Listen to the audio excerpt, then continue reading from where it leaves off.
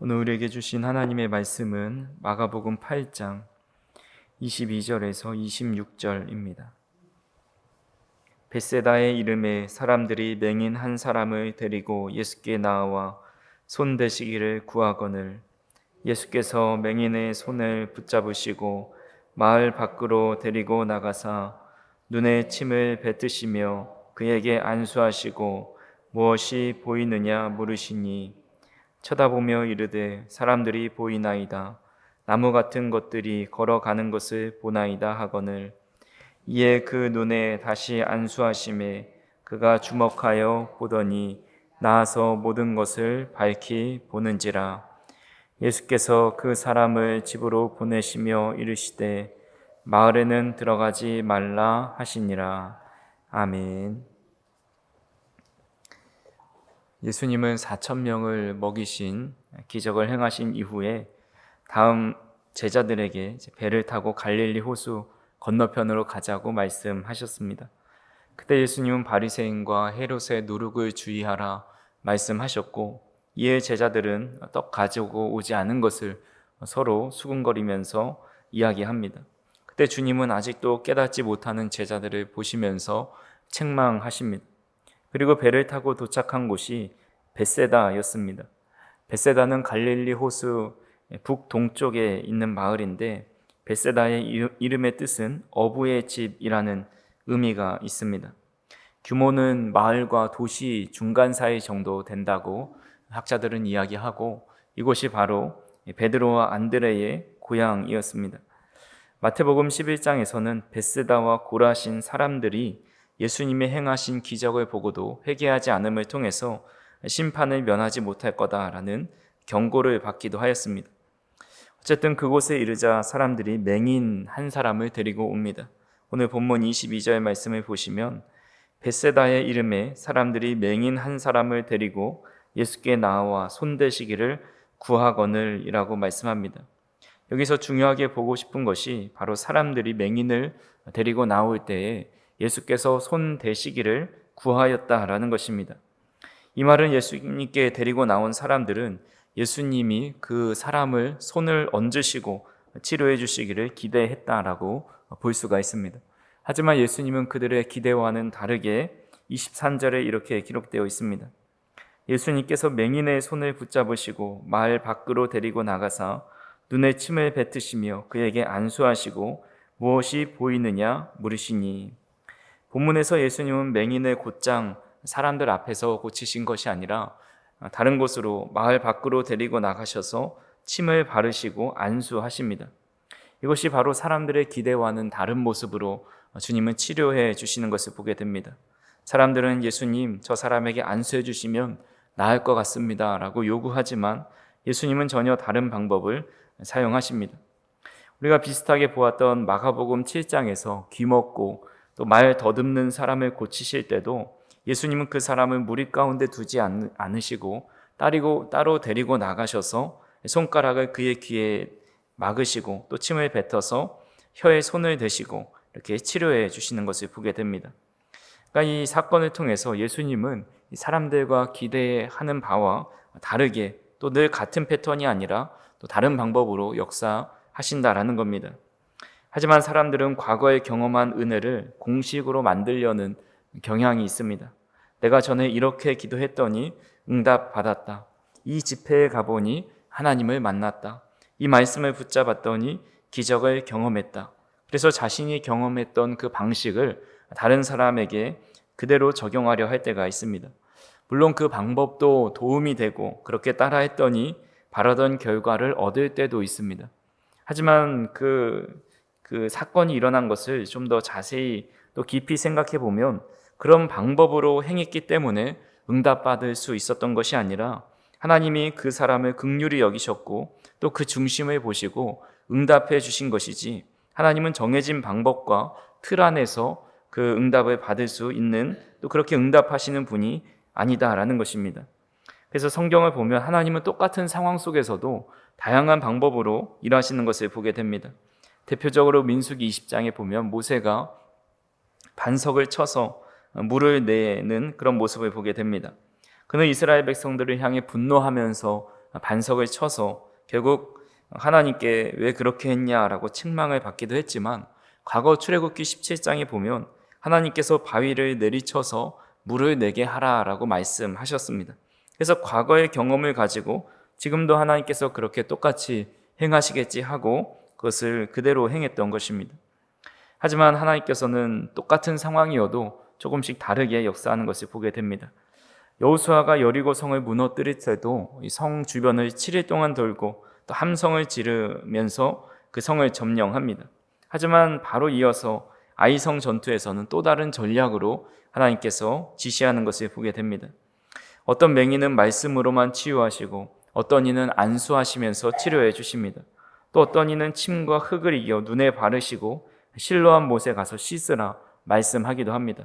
똑같은 맹인을 치료하시면서도 다양한 방법으로 사람마다 또 상황마다 필요한 방법대로 다르게 역사하는 것을 보게 됩니다. 그렇게 우리는 하나님을 우리의 경험의 틀과 또 생각의 틀에 가둬서는 안 됩니다. 우리의 생각대로 또 과거의 경험대로 역사하지 않으신다고 해서 또한 실망할 필요도 없습니다.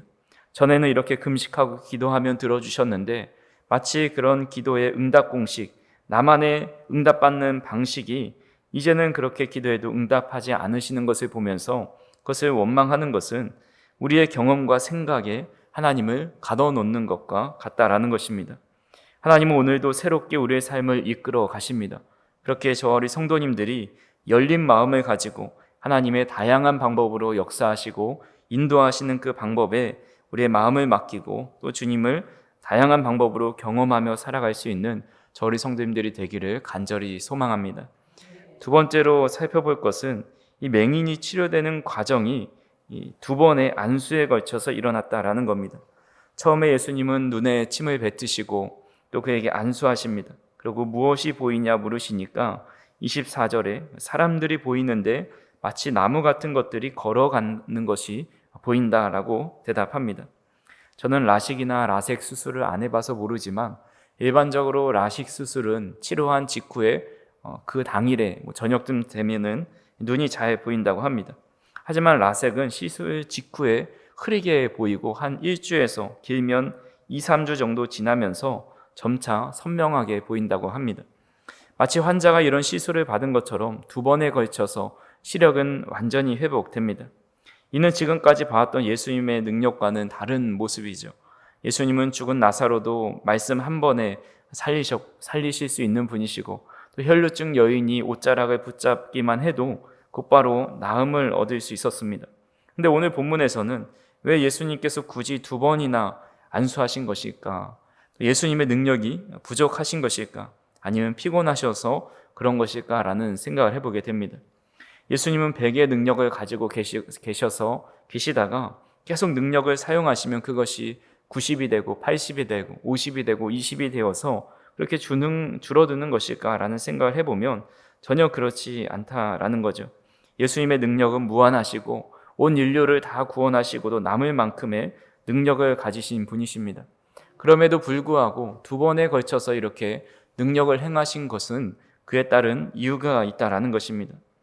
바로 우리가 어제 살펴보았던 본문을 보면 예수님은 제자들에게 같이 있으면서도 깨닫지 못하고 또 알지 못하는 그들에게 눈이 있어도 보지 못하며 귀가 있어도 듣지 못하느냐라고 책망하십니다. 예수님 곁에 있으면서도 기적을 눈앞에서 보면서도 제자들은 여전히 희미하게 예수님을 바라본 것입니다. 그래서 예수님께서는 맹인을 두 번에 걸쳐서 점진적으로 고치심으로써 이 제자들의 영적 상태를 알려주고 또한 제자들도 그렇게 변화되게 될 것이다 라는 것을 보여주는 겁니다. 그래서 맹인이 첫 번째 안수를 받고 사람들이 보이는데 나무 같은 것들이 걸어 다니는 것 같다라는 것을 통해서 제자들도 예수님을 좀 특별한 분이라고 생각하고는 있지만 그분이 참 메시아임을 또한 십자가의 부활을 통해서 구원하실 분임을 아직은 온전히 깨닫지 못하고 있음을 알려주는 것입니다. 또한 두 번째 안수 받은 이후에 맹인은 드디어 모든 것을 밝히 보게 됩니다. 이것은 온전한 깨달음을 상징합니다. 제자들은 예수님이 십자가에서 죽으시고 부활하신 이후에 성령의 충만함을 받고 또 그때서야 예수님이 누구신지를 바로 알게 됩니다. 이 사건을 통해서 우리의 신앙이 단번에 완성되지 않는다라는 사실을 알려줍니다. 우리는 기도하고 말씀을 묵상하고 조금씩 하나님을 알아갑니다. 영적인 눈이 단번에 뜨여질 때도 있지만 때로는 점진적으로 열릴 때도 있습니다. 하나님은 우리를 10보 앞으로 인도하실 때도 있지만 한 걸음 한 걸음씩 더 깊은 깨달음으로 인도하실 때가 있다라는 것입니다. 그렇게 우리는 하나님을 알아감에 있어서 열심을 내야 되고 또 신앙생활에 최선을 다해야 하지만 우리의 신앙이 비약적으로 발전하고 하나님에 대해서 하나를 알다가 열을 알지 못한다고 해서 조급해하거나 실망해서는 안 됩니다. 분명히 큰 은혜를 받은 것 같은데 삶이 크게 변하지 않는 것 같다고 해서 여전히 변한 것이 별로 없어 보인다고 해서 스스로를 자책할 필요도 없습니다. 하나님을 경험하고 하나님을 알아가는 것에 대해서는 우리가 평생을 연구하고 또 배워가도 모자라기 때문에 우리는 하루하루 하나님이 이끄시고 알려주시고 또 보여주시는 만큼만 깨달아 알아가면 된다라는 것입니다. 말씀을 정리하면 예수님께서는 결코 능력이 부족하셔서 맹인을 2번에 걸쳐서 고치신 것이 아니라 그 치유의 과정을 통해서 제자들의 영적 상태와 또 어떻게 앞으로 이렇게 온전하게 되어지는지를 알려주십니다. 우리의 신앙도 마찬가지로 단번에 완성되지 않음을 알려줍니다. 어떤 때는 말씀을 들어도 희미하게만 깨닫고 기도에도 응답이 더딘 것처럼 보일 때가 있습니다. 하지만 조급해하지 말아야 할 것은 하나님은 우리가 이해할 수 있는 만큼 또 감당할 수 있는 만큼 한 걸음 한 걸음 우리를 인도하시고 결국은 주님을 온전히 볼 수 있는 눈을 열어주신다라는 것입니다. 그렇게 우리는 과거의 경험이나 방법에 하나님을 가두지 말고 오늘도 새롭게 일하시는 그 주님을 바라보며 또 우리의 생각과 틀을 넘어서는 그 하나님을 경험하며 살아가야 합니다. 결국 하나님께서는 우리를 반드시 온전한 믿음의 자리로 또 분명히 보일 수 있는 자리로 이끌어 주시기 때문에 오늘 하루의 삶이 하나님을 더 알아가는 이 퍼즐 한 조각과 같은 삶이 될 수 있다면 그것으로 족하고 또 하나님을 우리의 생각에 가두지 말고 또 이끄시는 그대로 순종하며 살아가는 복된 하루가 되실 수 있기를 간절히 소망합니다. 기도하시겠습니다. 사랑과 은혜가 풍성하신 하나님, 오늘도 우리를 주님의 뜻을 알게 하시고 또 주님을 조금이나마 깨닫게 하여 주시는 그 자리로 우리를 인도하여 주시니 감사를 드립니다. 우리의 믿음이 단번에 완성되지 않고 또 점진적으로 조금씩 우리가 완전히 보게 하시는 길로 인도하여 주심을 믿음으로 나아갈 수 있도록 인도하여 주시니 감사를 드립니다. 때로는 희미하게만 보이고 답답할 때도 있고 또 주님을 온전히 알고 싶음에도 그러지 못할 때도 있지만 그럼에도 우리에게 알려주시는 그만큼 우리가 알고 또 날마다 그 퍼즐 조각을 매일마다 맞추면서 더 하루하루 지날 때마다 주님을 더 깊이 알아갈 수 있는 우리의 믿음이 될 수 있도록 인도하여 주시옵소서. 하나님은 우리의 틀에 가두지 않게 하여 주시고 날마다 새롭게 역사하시는 그 주님의 모습을 바라볼 수 있도록 인도하여 주시옵소서. 오늘도 기도하는 이 시간을 통해서 더 주님을 깊이 알아가는 시간이 되게 하여 주시고 각자의 기도의 제목들을 주님 앞에 아뢰 때에 하나님께서 우리에게 선하게 응답하여 주시고 우리의 삶에 역사하시는 그 하나님을 바라보고 또 경험할 수 있도록 인도하여 주시옵소서. 감사를 드리며 예수님의 이름으로 기도하옵나이다. 아멘.